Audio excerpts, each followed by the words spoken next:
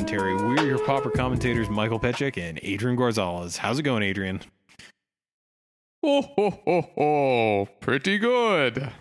Okay, yeah, I can deal with that as an intro. Things have changed a little bit around here. You are off next week to go play in some Magic in Japan with any luck, and I'm back in school, so things are a little more chaotic than the regular, but I'll be off the week after that too. You will.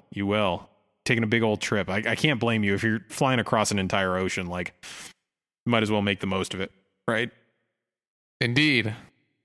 All right, let's take care of the upkeep stuff, and then we will get directly into our discussion topic. We are continuing from last week's discussion of intro to the format, and this will be part 2. But first, the upkeep. This show is brought to you in part by Original Magic Art. They are a great vendor who has all sorts of tokens, dice bags, playmats, art prints featuring art from the world of Magic and the world at large. They're constantly getting new products in. They make great stuff. They even have, specific Pauper token collections. It's just really, really quality stuff. If any of this appeals to you and you are there, we have an affiliate code. As you're checking out, if you use the code Commontary, all caps, spelled as it is in the name of this podcast, you will receive 5% off your order, and we get just tiny little kickback. So you help keep the lights on here. You're also getting a little bit of a discount to spruce up your assorted Magic accessories. Adrian, what do you have for us this upkeep? Have you ever wanted to know Mike's thoughts on dogs or chili? You too can join our Patreon and find out for just $1 a month. An episode, I mean. You can hear the full show, including the pre and post shows, and you get special access to our Discord, where you can see Mike ramble on about nonsensical foods. Enchiladas are good. I will stand by that. I will go to my grave on that one. This is the hill I die on. I'm just saying, we say a lot of goofy stuff in there, and it's a lot of fun, and we want you to join the party. Yeah, it is not all Magic talk all the time. We are real people outside of this podcast. But with that said, we've got some talking to do. So last week we talked about a handful of decks that are key players in the metagame of Pauper as of date of recording. This is early 2018. And this week we're coming back with a handful more. And again, kind of to reiterate what we're trying to do with this series, we're trying to give you an idea of these decks, their goal, some of the key cards that they play, how to play against them, how to sideboard against them, and sort of the role that they play within the metagame. So we're going to start things off, much like last week, with a pair of decks that are somewhat similar, and we're talking about the two major breeds of Tron decks. And the first up is Dinrova Tron. And Adrian, what is the overall game plan of this deck? So I feel like maybe you're a little bit more equipped to talk about Tron, because I think you've played it a little bit more, but I'll answer this question because I'm an expert. It is a control deck that largely looks to play a stalling game. We get a lot of fogs. It's generally Sultai. And then its name, Dinrova, comes from a card, Dinrova Horror, which is a 4/4, black, blue, and 4 for a total converted mana cost of 6. When it enters the battlefield, you return a permanent to its owner's hand, and then they discard a card. So the end goal of the deck is to eventually lock your opponent out of the game with some combination of Dinrova Horror, Ghostly Flicker, and then you abuse the big mana aspect of Tron in order to play the controlling game and get to that point. Yeah, and this is, it's an interesting beast because it plays control for the first chunk of the game and then seeks to somehow combo out, because it's got a pair of mnemonic walls in most of the builds. So there are some lists I've seen that run like, I don't know if you've seen Compelling Argument as a win con. It's a cyclable mill card, and you can kind of get up to some shenanigans. Ghostly Flicker is a very good card. With a pair of mnemonic walls, you can flicker both of the walls, getting back your Ghostly Flicker to do it again, and also getting back another instant in sorcery that can be your win con. You can flicker a wall and a Dinrova Horror to slowly whittle away your opponent's board and hand. There's all sorts of really interesting things you can do with this deck, and this is primarily more of sort of a combo finish. You're generally not. Sometimes you beat in with Mull Drifters for 10 turns and that gets the job done, but this is definitely the much more combo finish versus, as we'll talk about later, how Marasatron's game plan kind of unfolds. And one of the big things, and I'd love to get your opinion on this as someone who generally plays stuff more in the tempo aggro range, the fog. So main deck, you're usually seeing between 2 to 4 copies of Moments Peace and then more in the board. How do you feel about this as a game plan, since Pauper as a whole generally doesn't have access to Wrath effects? You can beat it with Fling. You sure can. Also Flaring Pain for what it's worth. I think the Fog Lock it's interesting. I think Turbo Fog is not a good deck. However, I think that in a deck like Tron, you are correct in sort of your assessment that we do not have good sweepers, and so therefore the control decks must figure out a way to stall the game until they can get into a position where they can ultimately win the game. Normally they do that with removal and wraths, but in this case we have the fog. So I think they're a necessary evil, but I don't think they're I don't think it's an amazing card. I think since Pauper is so creature centric, though, it works. Yeah, and it does kind of feed into, as I was talking about before, this is not a deck where you generally are beating in with your creatures to win, just because if you get them in the fog lock, which for players who are less familiar with the format, a pair of mnemonic walls, a ghostly flicker, and a fog, in this case Moments Peace most of the time, that kind of lets you lock your opponent out of ever attacking and connecting. It's interesting because your opponent can just keep playing creatures, and they may want to, to make Dinrova horror targets a little bit trickier, but it's interesting because a Wrath, the creatures stop dealing damage because they're dead, whereas this is just kind of hoping that you can keep them at bay long enough that you can start enacting your end game plan of flickering something until your opponent dies. So I don't know. It's interesting. They do also sometimes in certain matchups just serve as a way to fog for a turn so you can get to your win con. Sometimes it's just a delaying tactic, not an actual full out lock. But I feel like this and Marasatron, which we're covering next, are kind of the de facto really powerful control decks of the format. Do you think that's fair? Yeah, I absolutely think that's fair. I think your assessment is spot on. Yeah, it used to be that there were decks that would play Mystical Teachings, but now people have kind of wised up to the fact that Mystical Teachings with Soul Lands is generally just the better deck. Yeah. Anything else you want to kind of touch on with this particular breed of Tron? I would like to actually cover sort of a more Tron topic in general, where we've really come a long way on the Tron deck. Before Dinrova Horror got the downshift, before really the current meta, the Tron deck was like this rug big creature deck where it tried to get you with cycling artifacts and that 5/5 Fangren Marauder, and then eventually maybe it would play Mole Drifters, and maybe it would try to burn you out with the red spell, Rolling Thunder. Rolling Thunder, thanks. I just can't remember a bunch of things. And I think really the advent of Control Tron, like how we know it now, sort of started coming about around the time Drake got downshifted. And correct me if I'm wrong, but that's also the set that the Dinrova Horror got downshifted in as well. Eternal Masters. No. Oh, it came later? Dinrova was Modern Masters 3. All right, I apologize. But Sorry, go ahead. But I do remember that during the days of Drake, there was a Drake Tron list that kind of had a almost similar game plan where it had the combo finish of untapping a bunch of lands and fireballing your opponent for a huge amount. But I feel like that kind of led into this because it opened people's eyes to the idea of sort of a control combo deck that utilized the Tron lands as a way to ramp faster than your opponent could ever dream of. Yes, exactly. Mike really finished my thought there. That's where I was going with it. So yeah, just some food for thought as we sort of discuss the current breeds of Tron is really all I was getting at.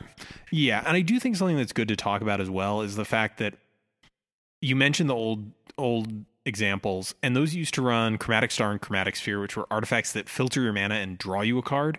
The newer versions of the deck are instead swapping that out for a handful of copies of Expedition Map, sometimes none. There are builds of it that run crop rotation as an alternate way to sort of complete the 3 Tron lands that you need.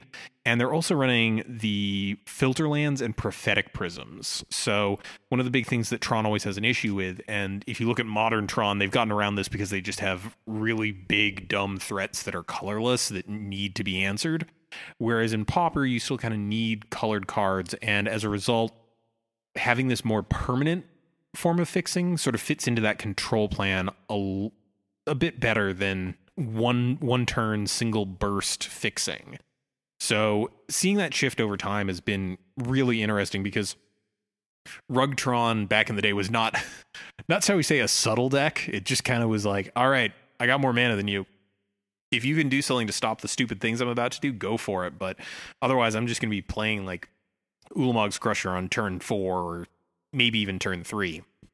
So it's really interesting to see how the deck has evolved over the years, and I'm glad that it's kind of come into its own as the premier control deck of the format. So let's shift gears subtly and move over to Marasatron. And are these decks actually that different anymore, Adrian?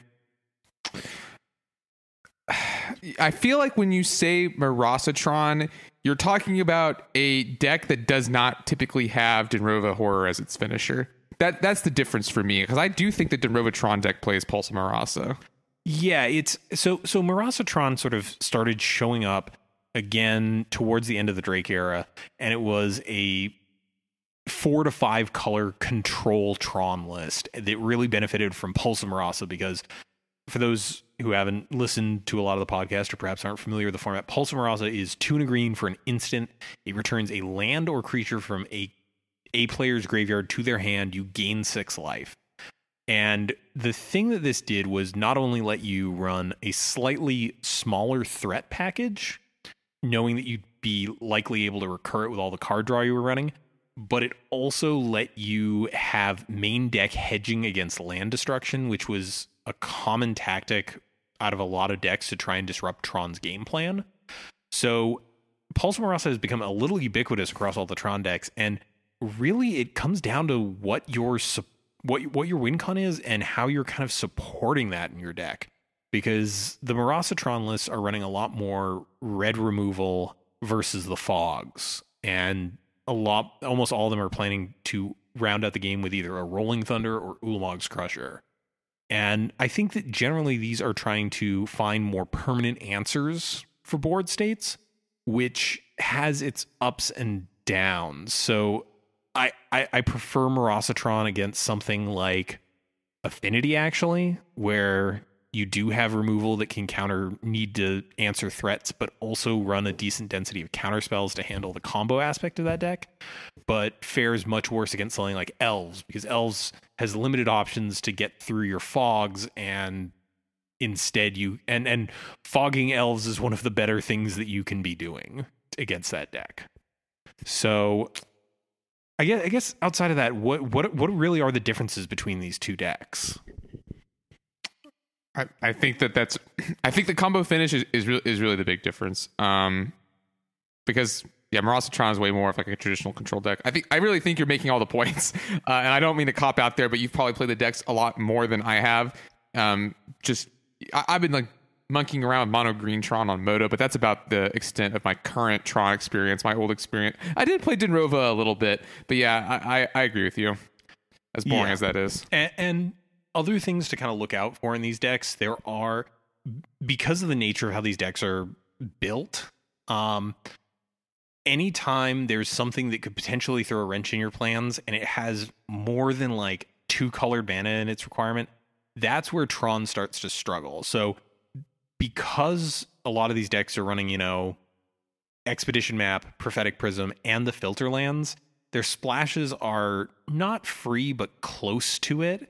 And as a result, they can run a lot of weird cards that you might not expect.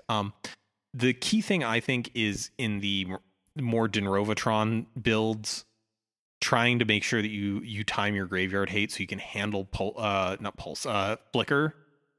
Most of the lists these days are running a pretty small count of Ghostly Flickers those are a good chunk of their win con, but also figuring out, they have all these flicker targets. Which ones can I kill and disrupt their plan more effectively?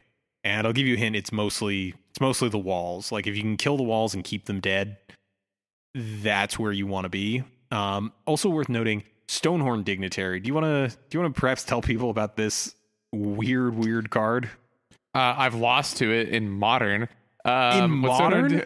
Yeah, I played against this Kiki Cord deck that played Ghostway and this this card. And it's a 4-mana 1/4. When it enters the battlefield, target opponent skips his or her next combat, or excuse me, their next combat phase. So the interesting thing about this is, and I would never have guessed that this is how it works. This stacks. If you have 2 of these enter the battlefield in a turn, your opponent skips not just their next combat phase, but the one after that. No, that can't. That's how it, I didn't know that's how it worked. I think my Kiki Cord opponent only had 1, but I was playing Affinity and it sucked, man.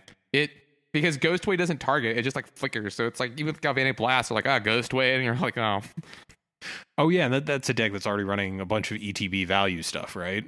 Yeah, and they also have like, we're getting a little bit less out of Pauper. It also has Eternal Witness and stuff, so it's gross. Ooh, that sounds deeply gross. But Stonehorn Dignitary does form a fairly hard lock, and on top of that is 4 toughness. So outside of Galvanic Blast, it's kind of a little trick. Galv Blast and like Doomblade, it's a little tricky to interact with. And yes, those triggers do stack, which is the most backwards thing I've ever heard, but is absolutely backbreaking. Like if you can flicker this enough times, your opponent just will not win the game. So good thing to watch out for. I'm glad that we're both learning things as we go through these lists as well. But I think that's generally the thing. Please be aware, if you're playing a control deck, these decks generally run between 4 and 6 counterspells. So if you're looking to figure out whether your opponent might have a counterspell, just check their graveyard and exile. They're pretty light on counters. A lot of their interaction is removal, so be perhaps a little bit more wary of that. I think that pretty much covers what we need to about these 2 lists. Now, Adrian, as someone who is, as we mentioned, a little bit more towards the aggressive and tempo-y side of things, what decks do you like against these Tron lists, and what decks don't you like against these Tron lists? Man, what an interesting question. I think that I do like Affinity against these decks, and the reason I'm saying that kind of slowly is because even though they have removal and counters, I think Affinity is one of the decks that is fast enough to sort of get under them. At least that's how the Tron matchup in Modern is. So I'm hoping it's true here. It is. I played the matchup. And then if they tap out for the fog, you can fling kill them. But Affinity is not really doing so great these days. Let me check Goldfish. Yeah, as I make that bold claim. I think it's not really. I think Affinity's been doing okay. It's kind of for a long time been in that role of like role player within the metagame, but not taking up a huge share of it. Yeah, I think that's a fine deck. Was this a segue to the next deck? Is that the deck you think is good? No. I'm just trying to get your honest opinion here of what you like. I know last episode you spoke a little bit on the Kuldotha / Monarch Boros decks and how they fare against this. Yeah, it's not great. I do see that the one list I pulled up online does have 2 Fanga Marauder in the board, so it looks like they are preparing for Affinity. So I would say that Affinity is probably one of the better decks that you can play against Tron, because like Mike was mentioning, they take so long to set up, and if you go turn 1 Star, turn 2 Prism, turn 3 Frogmite, random artifact, Enforcer, like what are they going to do? It's going to be tough. Yeah. Tron is definitely one of those decks where if it survives past a certain turn, its odds of winning just go up exponentially with each passing turn.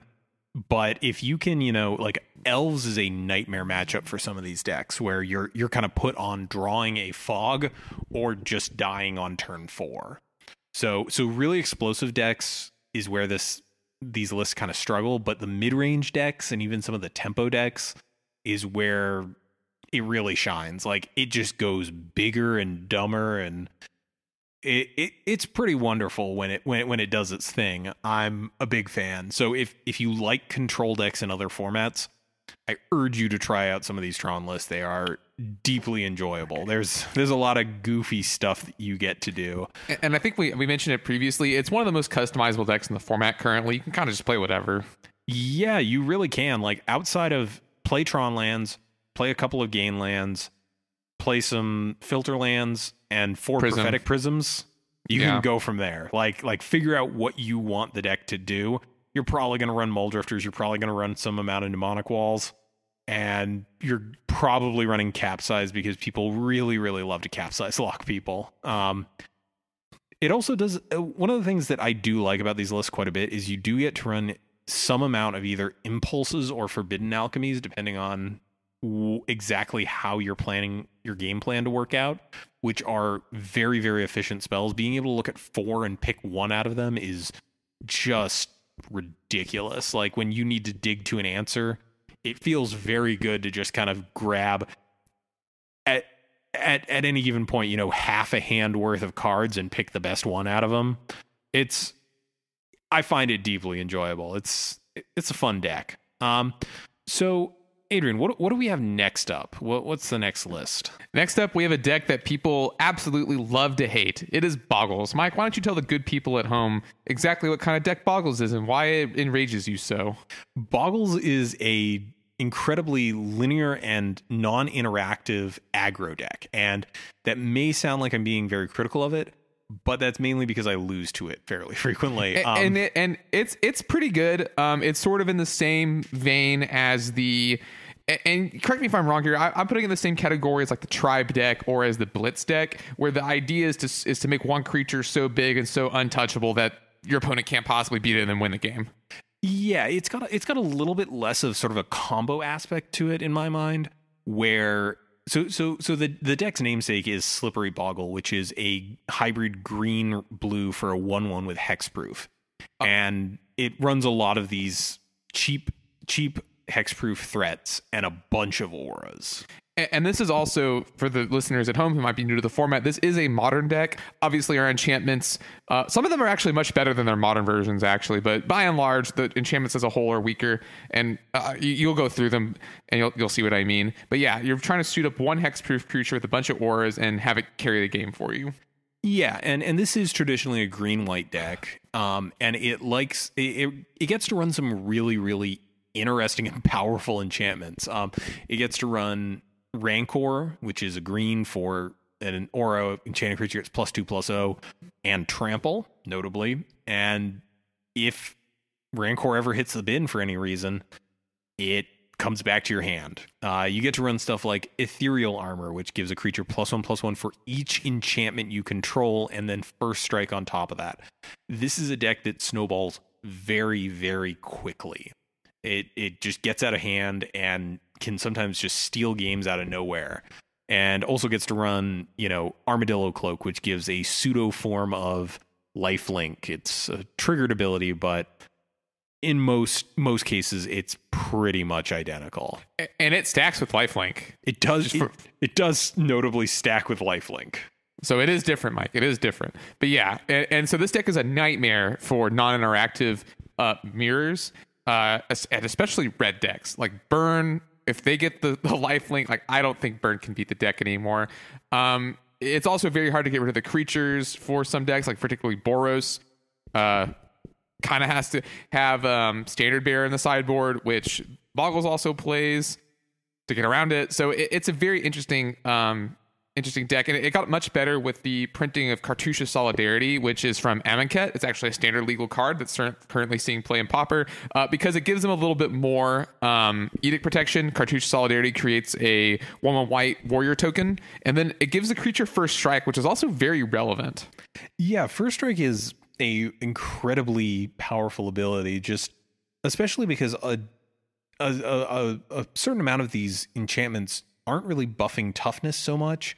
So having your creature, suited up with a Rancor is one thing. Having it suited up with a Rancor and also having first strike means that you're likely never trading it away. which is exactly where this deck wants to be. Also worth noting, the cartouches have kind of odd templating for an aura in that they enchant a creature you control. And as you alluded to, Standard Bearer and its big sibling, Coalition Honor Guard, both are huge pains in this deck's side.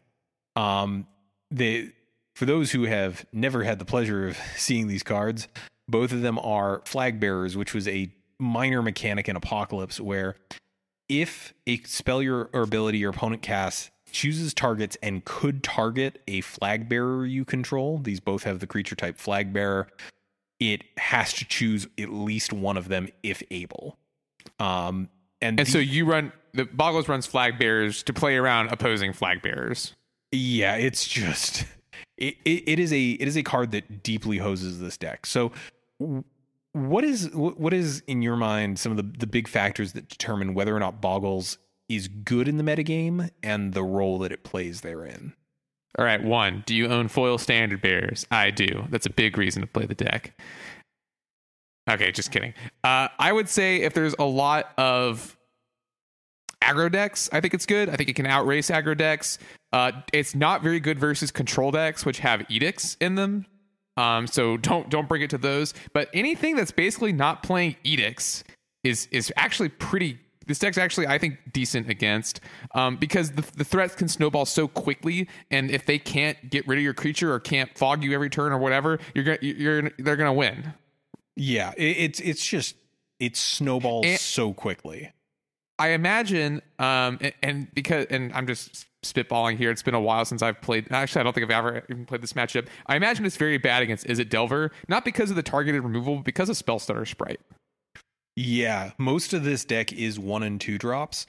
Also, the fact that one of their naturally evasive creatures, Silhana Ledgewalker, kind of doesn't line up great against the dearth of cheap flyers that Delver's playing, doesn't do it any favors.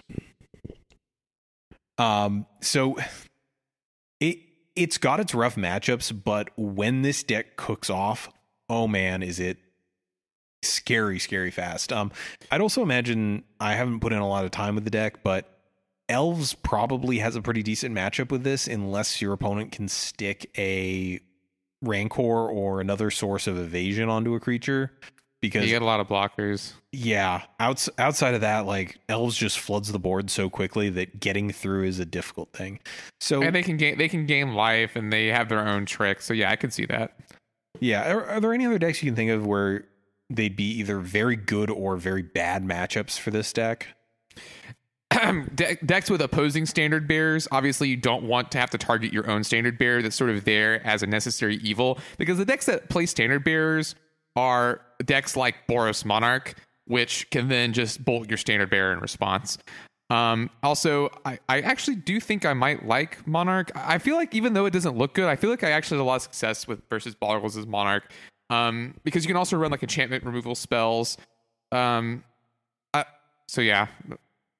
All right, that's pretty fair, and I can vouch that, you know, the sort of more controlling decks, unless you have access to edicts, and frequently at that, can sometimes struggle in this matchup. I have noticed that the Dinrovatron matchup is pretty okay if you can get your mana online well, just because you're able to bounce the auras, if not the creatures, and once the auras are out of the way, the creatures are not all that impressive. And I want to give some more historical context here. Boggles was really good in the Drake meta because you could be faster than Drake. So I guess take from that lesson what you will. The last time Boggles was really good was back when Drake was a deck. Yeah, and there's definitely an ebb and flow to this deck where Boggles isn't great. People stop running so many edicts in their control decks. Over time, that number gets lower and lower. Then Boggles players take note. They start going, oh, well, okay, people are running less edicts. I think I can play this deck a little bit more again and have some more success. People notice that Boggles is going back up again. Control players start playing more edicts, and this just kind of, it's an ebb and flow. The deck is, you know, very subject to a specific part of the metagame. So if, for example, Mono Black were ever to come back in fashion in a major way, this deck really, really struggles in that matchup. Although I imagine less so now that, back in the day they were running just pretty much Colony Garden as a way to get around edict effects, and now they can run stuff that actively advances their game plan while giving them that much needed edict protection. Yeah. All right, so next up, Adrian, what can you tell me about Burn? All right. So Burn is a deck that is mono red. All kidding aside, everyone. Burn is an interesting deck, not just in Pauper, but in sort of Magic as a whole, because it's generally a pillar of the format it is in, Legacy, Modern, and Pauper, and it is a pillar of the format because burn spells are super cheap, super fast, and it sort of forces people to have to say, well, I might face burn. And I think really the reason that is it appeals to newer players of any format because it is relatively cheap. So the deck is very cheap, and so it's generally, you see very early on in tournaments. And the reason I say that is not to knock burn players' abilities. I'm a mono red player myself. It's just that the deck doesn't typically do very well over long tournaments, especially when you have access to the amount of counter spells and life gain that is available to people in Pauper. Also Cop Red. So it sort of occupies this place in every format that, in my opinion, that it's playable and a viable deck in, where it's generally not the best deck, but it's cheap enough that it's cheap and it's easy, and so new players tend to gravitate towards it. And I'm not saying there aren't good dedicated burn players, there certainly are, but that's my take on the deck. Yeah, and I definitely think another key aspect of it is just the fact that looking at the lists, how easy is it to go from this list to Modern Burn or even Legacy Burn? I would actually say probably less easy than you think. And the reason I say that is because there are certainly, crossover cards here, specifically lightning bolts and lava spikes, but and then in Rift Bolt, and then in Legacy you also have access to stuff like Chain Lightning. But don't forget that in Modern, Burn is really a 3-color deck. In Legacy, I think it's back to mono red because you're running Price of Progress, but there are certainly key cards here. I think you're a little bit more complete towards Legacy, but they're not really cards that are expensive. So there certainly is overlap, but I would caution against getting carried away with that.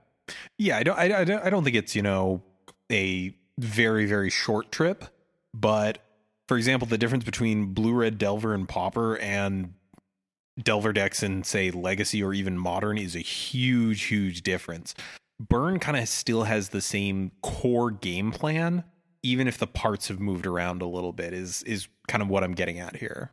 Gotcha. And I forgot that you also have Searing Blaze. But yeah, you're right. And they play the same in every format. The deck plays the same. Yeah, there's minor differences. Modern and Legacy get access to very efficient hasty creatures that are missing in the Pauper version. Pauper's creature suite at this point has kind of coalesced around the duo of Firebrand Archer and Thermo Alchemist, creatures that tack on additional damage to your burn spells. So it's not exactly the same as it is in other formats, but it certainly shares enough similarities. And more notably, for people who are just getting into Pauper, if you play Burn in one of these other formats, you're probably missing like $5 or $6 worth of cards. It's very easy to kind of, as an entry point, if you already have the deck in another format, you likely have most of the parts you're going to need to assemble it in Pauper. And I think that makes it a great entry point into the format. And online, I don't know, what is this deck sitting at right now online? Because this is routinely one of the most budget-friendly options available online. Yeah, I'm looking here. It's like $27. It's cheap. Yeah, it is very cheap.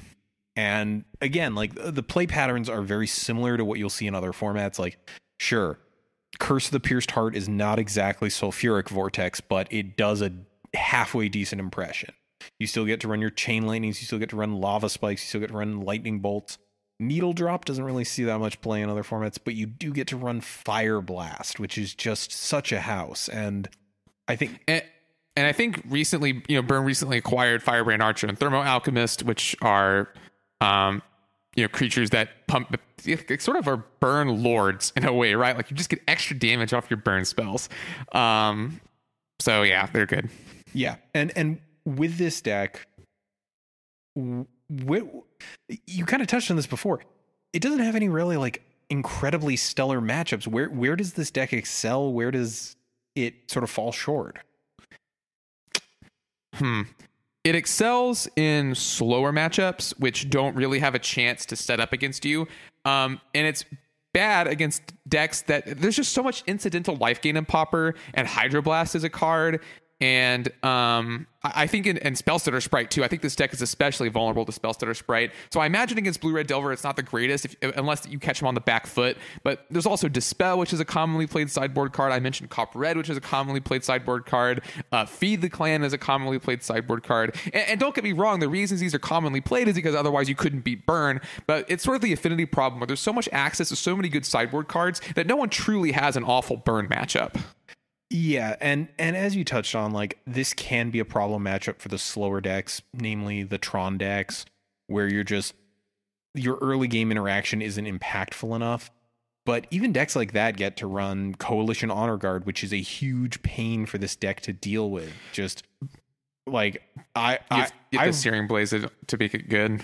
Yeah, like you need Searing Blaze and another point of damage. Like, there are very few occasions where I've seen Burn not have to 2-for-1 themselves to deal with that card in particular. But Burn kind of it does its thing, and if you can count to 20 or 21 in a lot of cases, just with the amount of incidental life gain from gain lands, faster than your opponent can count to 20, that's what the deck's trying to do. It is not, it is not a subtle deck. It's just trying to fling damage at the opponent's face until they're done. And for all of you at home, my personal thing with the deck is I do not like Forgotten Cave, which is one of the cycle lands. You may see that commonly played in the deck, and maybe it's fine, but I don't like it because you can't sacrifice to Fire Blast, and you could just run 3 more burn spells pretty easily, in my opinion. I'm also shocked. The list in particular we are looking at is not playing Flame Rift, which is a card that does 4 damage to each player. So I definitely think that and that's not an expensive card online. So I definitely think that there are some tweaks you can make depending on your, what you really want. But I don't like Forgotten Cave for what it's worth. I do want to just double check real quickly before we move on. Yeah, Flame Rift is like $2 online. I know it used to be more, but yeah, there's definitely options with this where you can kind of tweak it. The exact number of Fire Blasts is always something that's of decent contention. There were mumblings around the time of the release of Modern Masters 3 about Thunderous Wrath, the 1-mana miracle. Deal 5 to a player. So there is a level of customization within this deck, but by and large, these lists are very homogenized. And for good reason. They only printed so many copies, functional reprints of Lightning Bolt, and they're unlikely to continue down that path. So Burn is, it gets its toys every so often, like Firebrand Archer and Thermal Alchemist were great gets for the deck just in terms of increasing damage output. For those not familiar, Firebrand Archer is a 2-mana 2/1. Whenever you cast an instant or sorcery, it deals 1 damage to, is it each opponent or is it target to each opponent? In this case, just your one opponent. And then Thermal Alchemist is 1 and a red as well for an 0/3 with Defender, but it has tap, deal 1 damage to each opponent. And then whenever you cast an instant or sorcery, you can untap it. So these are the only real gets that the deck has gotten in quite some time. They do help the matchups that it doesn't fare well in just by upping the damage output. But if you're playing against this deck, try and remove these as quickly as possible. I would say that Firebrand Archer, Thermal Alchemist, and Curse of the Pierced Heart are likely some of the threats in this deck that people underrate the most. Would you say that's fair? Yeah, absolutely. And then of course, like, Fire Blast is a free spell. Like, when your opponent just needs to hit you for 4, this is a free spell. It doesn't matter how much they set themselves back, they will go for it. And you really, really just want to have a counter spell up in that situation or some way to gain life at instant speed. It is a silly, silly card that was printed at Common long ago, and by all modern design standards would not be feasible at that rarity. So Burn. If you like Burn in other formats, you'll probably like it here. we do have a little bit more incidental life gain, and I think especially compared to modern, I have to imagine that this deck fares much worse than its modern counterpart will with the shock lands. Am I right in that? You're more modern familiar than I am. I don't know. I think they sort of occupy the same space. Just because, it's burn. If that, it looks like it does do a little bit better than in modern. Yeah, I've just got to imagine with the fact that like your opponent will sometimes crack fetches, pinging themselves, and then shocking themselves with a shock land. Like that does mean you have to play one less bolt to get them dead. So I just got to imagine that does help out your matchups somewhat as the burn player. Yeah. All right. What's up next? What else do we have to cover today? Next up, we have another mid-range deck, slash control deck called Blue-Black Alchemy, which is your pet deck, actually. Looks to win the game looks to generate card advantage with cards like Forbidden Alchemy, which let you put cards in your graveyard and then you select the best one, and then power out cards like Gurmag Angler. You also get to run Mike's favorite counterspell, which is half remove soul and half raise dead, and the name is escaping me right now. Soul Manipulation. Yeah, and of course, Mike's favorite card, Recoil. Oh, I haven't played Recoil in this in a while, but I know, I was joking. This is a deck that I deeply, deeply enjoy. So it is a blue-black mid-range deck that seeks to fill up its graveyard to power out Gurmag Angler, which is, in this deck, most of the time a 1-mana 5/5. So this is kind of a big mid-range deck. It plays a lot of removal and a lot of counterspells, but never... It doesn't like to be in the fully controlling range. It's kind of it plays more like and we'll do an episode of this at some point, the whole sort of folklore of the hard control deck. This is not that. It is a deck that seeks to control the early game, play big threats or evasive threats in the form of Muldrifter, and then just beat in for damage.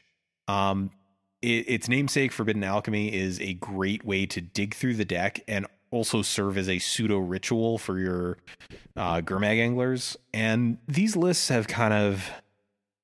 do you think it's fair to say that these have kind of changed over time a little bit? Just because I don't like... I just hopped over and, I'm looking... The first deck that shows up on Goldfish is Alchemy, but it's playing Dinrova Horror in it. So... Yeah, I think the deck has definitely changed. Are you looking? Oh, yeah. Okay, we're on the same deck now. Yeah, it looks like... Well, Goldfish is calling it Blue-Black Control. I'm sure it is the same deck, though. Yeah, I think that... I think the deck is mostly the same. You get to run Augur of Bolas now. For a while now, you've been able to do that. I guess you could have Dinrova Horror because that's just kind of... But it looks like it's in this deck, version of the deck, it's more of a... Another big beater, that's a form of pseudo card disadvantage for it's a form of card disadvantage for your opponent. Yeah, it's a big beater. Yeah, these decks kind of evolved as so. History lesson: back in the day, there was a blue-black teachings control deck that sought to sort of grind the game to a halt and win with stuff like Even Cards Justice. Then Gurmag Angler got printed, and some of the lists started running Gurmag Angler as a way to speed up their clock. And when I look at Blue-Black Alchemy, it feels like this was the natural evolution where you had these sort of way grindier versions of teachings, and then you had versions of teachings that wanted to, win at a decent pace once they'd gotten the game slowed enough. And the other big thing was it's mostly... Blue-Black Alchemy is still a creature deck at its core, whereas Teachings was really an instant sorcery deck. You know what I mean? Yeah, I think that the big thing was that people realized that as Teachings was kind of fading out of the metagame in the era where Peregrine Drake was kind of taking over, you had people sort of looking to take a similar-ish game plan of running a lot of counterspells, running a lot of removal, and pair it with these more efficient creatures. And I think Augur of Bolas was just the thing that tipped the deck over into the force that it is now, just because Seagate Oracle is an okay creature. But being able to put up a wall on turn 2 that stops Stompy from just running you over, I think is a huge benefit for this deck, because the natural enemy of any control deck or even a mid-range deck is the aggro deck that just outpaces it fast. It draws threats faster than it can draw answers. And with this deck, having the roadblock in the form of Augur of Bolus, coupled with the fact that you are running a lot of removal and a lot of ways to interact on the stack with your opponent, just makes it so this deck can stabilize well enough in the early game that it can get to that late game, start dropping these absurdly large threats and just beating in with them over the course of a couple of turns. Kind of like Tron. Yeah. In all actuality, I think Tron is a terrible matchup for this deck. Yeah, because this deck is very heavily tuned to kind of handle the matchup of the fast aggro deck, whereas Tron is just like, all right, so you have Gurmag Angler, and now I'm going to engage in this flicker loop that locks you out of ever dealing me damage, or I'm going to, just cast an Ulamog's Crusher. Like, it is bigger than the Angler you just played. At the same stage in the game as this deck, Tron is doing broken stuff, and this deck is trying to play like Gurmag Angler and its own Dinrova Horf just for value. But like Mike said, very good against some of the more aggressive decks, bad against some of the other more controlling decks. Yeah, and this deck does play some cards that I, over time, have grown to disagree with. There's stuff like Probe, which I don't necessarily think is the greatest, but the core of this deck really is Augur of Bolus, Muldrifter, Gurmag Angler, and then Forbidden Alchemy and lands to cast all of it. And then you fill it in with a mix of cheap removal and cheap counters. So what we touched on Tron perhaps being a deck that can go over this deck. What other decks do you like or not like against this deck? I think it's kind of 50-50 with Affinity. Okay. For what it's worth. Do you want to perhaps elaborate on why you feel like that's a more sort of even matchup? This deck has creatures that are bigger than Affinity's creatures. It has the removal to get rid of Affinity's threats, and it has counterspell for the Fling combo and for Atogs. So I think Affinity can certainly get under it. I'm not saying it can't, because Affinity has some broken starts. But the longer the game goes on, the more it feels like Blue-Black Alchemy will just be able to grind Affinity down, because Affinity can be kind of a do-nothing deck, and that's the last thing you want to be against a control deck. Now, I've got to imagine that the Boros matchup with this is very sort of build dependent on both sides. Looking at this list and having played it with it a bunch, I've got to imagine that the Monarch versions of Boros probably fare pretty well against this, where the deck is so creature light and the creatures it has, it kind of needs to protect a little bit, that you might have a tricky time actually getting around the sort of spam of tokens that can occur out of that deck and getting the Monarch away from them. And at that point, like, they're just getting card advantage over you. And the fact that you don't really want to be spending premium counter spells on prophetic prisms. I just have to imagine that depending on the builds that both players go with, that matchup is probably pretty interesting, but always has a decided favorite in it based on builds alone taking player skill out of the equation entirely. Do you think that's a fair analysis of that matchup? Yeah. And then for stuff like Burn, looking at some of these lists here, I've got to imagine Burn is actually probably pretty decent against this, just because there's all those dead removal spells main deck.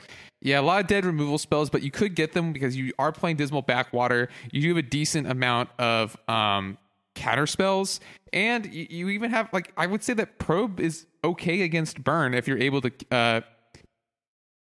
I guess in the late game it's actually kind of bad, but I just feel like there are some recoil seems pretty good against Burn.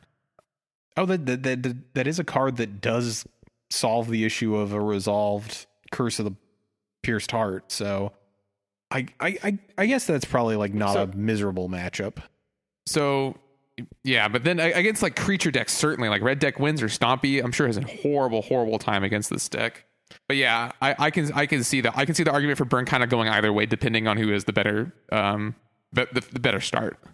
And also looking at some of the lists here, like the decks have moved away a little bit from the Edict type of removal. So since Chainer's Edict is not quite as powerful as it used to be within the metagame, I've got to imagine Boggles probably, again, build dependent, probably can run over the more targeted removal heavy versions of this deck just by the virtue of, like, if they can get their plan online before you can, which is pretty likely, given that Gurmag Angler, even with the help of Forbidden Alchemy, takes a little while to get online. They are probably just eating into your life in huge chunks, and unlike the teachings decks of yore, you have very, very little actual life gain. So I don't know. This is a deck that I used to play a lot of, and I've kind of moved away from over time just because it started to feel always a turn too slow for me, but maybe that's just me. Do you have any other thoughts on this deck and sort of its role within the metagame and the role it plays, basically? It's fun. I think it is the best blue-black deck out there. So if Gurmag Angler and Muldrifter are your thing, I think it's the way to go if you're into this strategy. Not quite a Delver deck, but not 100% a control deck either. Yeah, it does feel very nice if you're a big fan of mid-range decks and other formats. It just kind of hits that sweet spot where you're going to get to do big things at some point. You just got to stay alive till then. Hot take, Mike. Is this the Jund of the format? No. I would say that part of what Jund for me represents in terms of mid-range decks is a deck that can't interact on the stack. And I know that seems like a really specific nit to pick. But I think that once you have a deck that starts interacting in the form of counter spells, that does fundamentally change how you respond to threats. Like, there's a lot of ETB creatures in this format. Being able to counter them is way better than being able to remove them after the fact, in my mind. So my argument pro Jund is, even though we are a blue deck, we have the classic Jund elements of disruption, removal, and efficiently costed threats. Okay, I can see that. I think I guess we don't really have efficiently costed threats. I'm really just counting Gurmag Angler there. I see where you're coming from. I think for me the big distinction here is the fact that Jund seeks to play efficient things all. It feels a little bit off to me where they both represent a form of mid-range deck, but Jund feels like every turn I'm going to do something efficient, whereas this is a deck that'll take a turn off to leave up a counterspell if it thinks it needs to. And I think most players will agree with you. Yeah. I think this deviates more because Jund is kind of the evolution of the rock style decks, which are more tap out control decks, where by necessity this is not a tap out control deck. This is a more traditional. It's closer to a draw go mid range deck, if that makes any sense.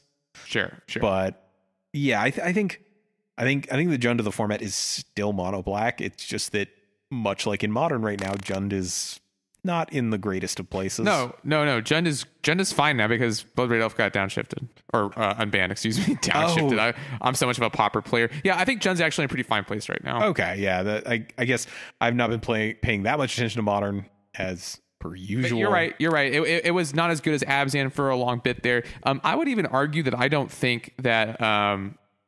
I guess Mono Black does check more boxes. I was thinking maybe more Boros Monarch might be the true Jund deck in that case. But no, I do think I see the Mono Black analogy a little bit better. It's just not very well positioned, like you mentioned. Yeah. All right. So today, just to sort of give a recap for the folks at home, we've got our two Tron decks. They are your go-to if you like playing control decks right now. Play them, have a good time. They are super, super fun.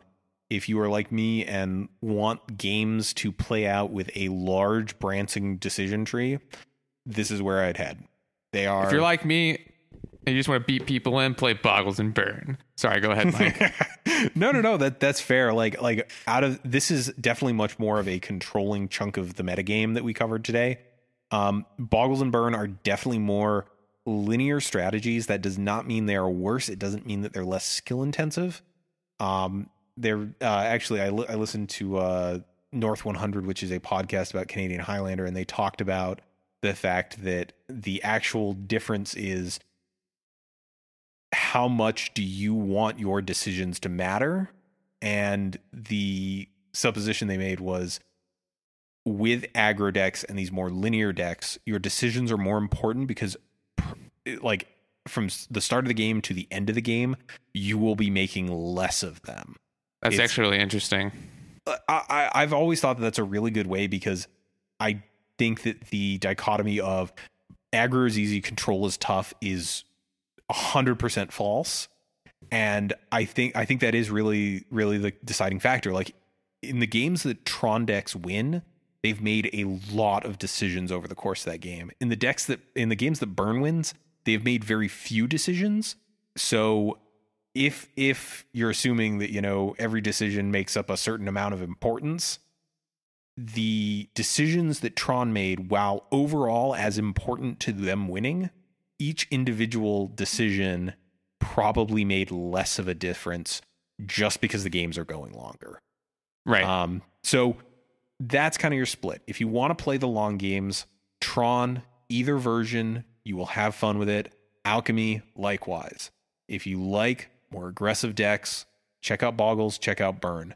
These are all decks that will show up at a majority of events that you go to, either in paper or online. Hopefully we've covered them well enough that you have an idea of how to play against them, how to play them. And this is sort of elaborated a little bit more on the format. You got any more closing notes for the folks at home, Adrian? No, I think that's it for me. I think you hit the nail on the head. All right. You want to take us out of this show?